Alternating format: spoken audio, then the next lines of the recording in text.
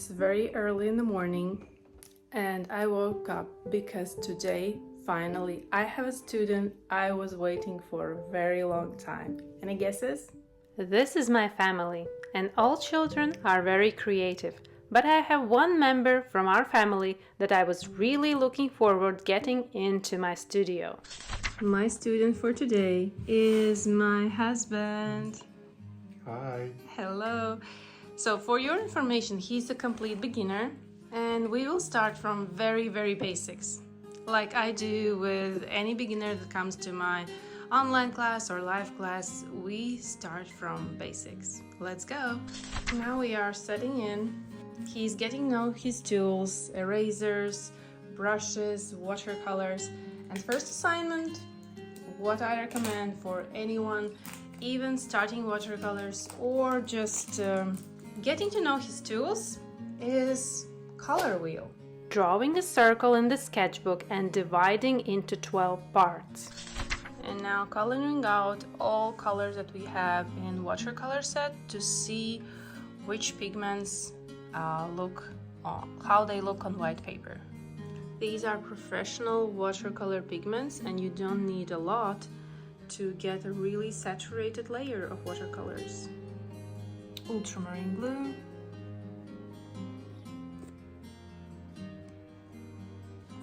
and indigo. A little bit of color theory. In the color wheel, we have the primary colors, yellow, red, and blue. These colors cannot be created by mixing other colors together. However, by mixing them, we can create a wide range of new colors. When we mix two primary colors, we get secondary colors. Red and blue make purple, blue and yellow make green, and yellow and red make orange. These secondary colors add more variety to our palette, but when we add too bigger amount of yellow, for example, much small amount of red, then we get very light orange. More varieties can be mixed now. In fact, last year I painted this flower using only 3 primary colors. Experiment with mixing colors to see the endless possibilities you can create. Remember, mastering color theory will elevate your artwork and bring your creative vision to life. Now I would like to show you how to make a simple color wheel with 3 primary colors. First one, lemon yellow for the yellow pigment. Second, alizarin crimson for red primary color. Painting in, leaving 3 empty gaps in between. Third is blue primary and I'm using ultramarine blue, painting in and leaving 3 gaps in between primary colors. Writing down pigment names. Always write your pigment names so you know which pigments you are using. And I'm marking that each clean pigment has 3 dots, 3 intensities, clean pigment. Now let's mix lemon yellow with a little touch of alizarin crimson. Just 1 little drop to bigger amount of yellow. We have a shift from clean yellow to very light orangey. Equal amount of yellow and red. We have very bright orange and a little bit more of red. It's more like peachy red.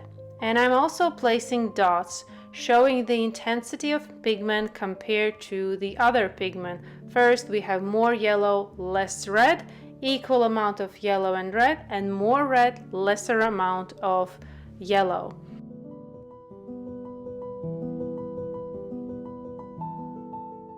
Now the same is with from red to blue.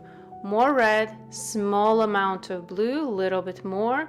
Painting in and we have a shift. It's not red anymore, it's not purple, not yet.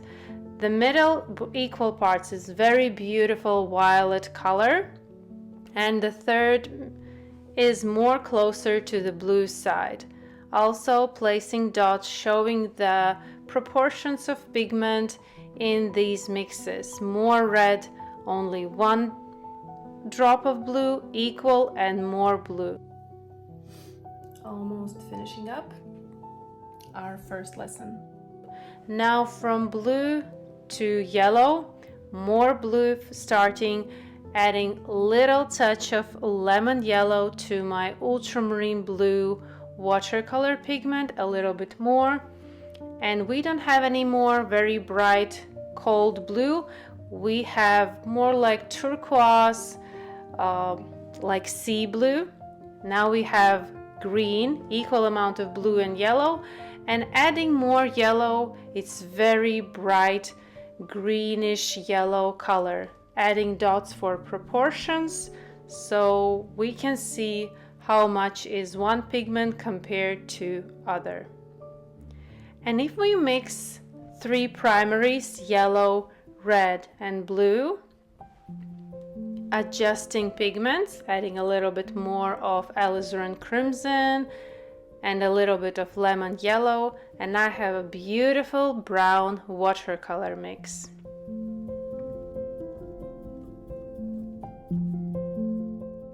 First color wheel, understanding how primaries can be mixed into many varieties. A little bit of creative touch I can see. Okay, let me know, how was your first lesson? I really enjoyed.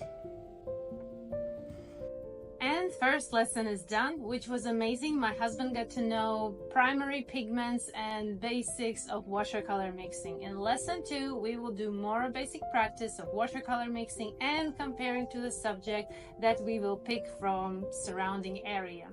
Thank you for watching this video. If you have some questions, maybe you are a beginner, need some guidances, comment down below this video. I would like to get in conversation with you and maybe give some advice. Thank you and see you in the next video.